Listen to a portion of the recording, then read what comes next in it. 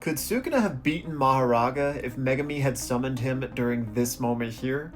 Let's talk about it. Alright, shout out to Caboose for asking me about this today, and for anyone that doesn't remember, this is from the very beginning of the manga, the moment where Sukuna rips out Yuji's heart and is fighting Megami. Megami considers summoning Mahoraga, but ultimately doesn't.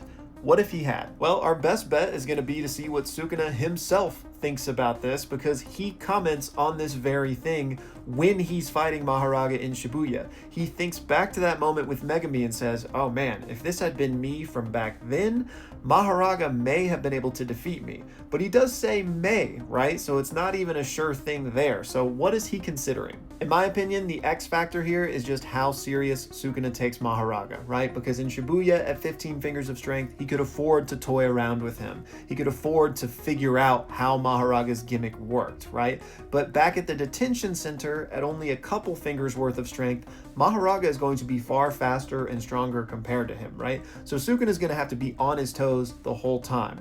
But he still has a win condition, because the furnace is basically always going to be a win condition against Mahoraga.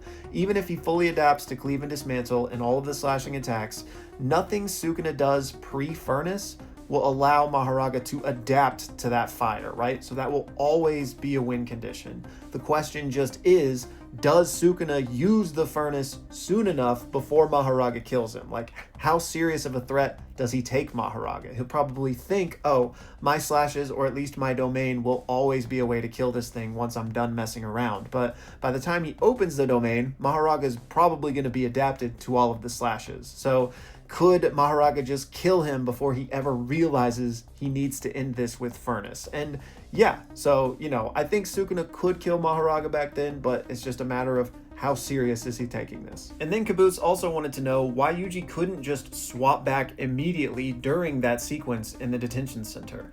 And like Sukuna says here, he says, yeah, it looks like he's having a hard time changing back. This must be a side effect of using me without restrictions. So it's implied because Yuji just gave Sukuna free reign without putting any conditions on it, like, for example, in the first episode when he swapped to let him fight Gojo for 10 seconds, it was, hey, you're only going to get 10 seconds. Here, he just gave Sukuna free reign, so it took him longer to, willingly get that control back.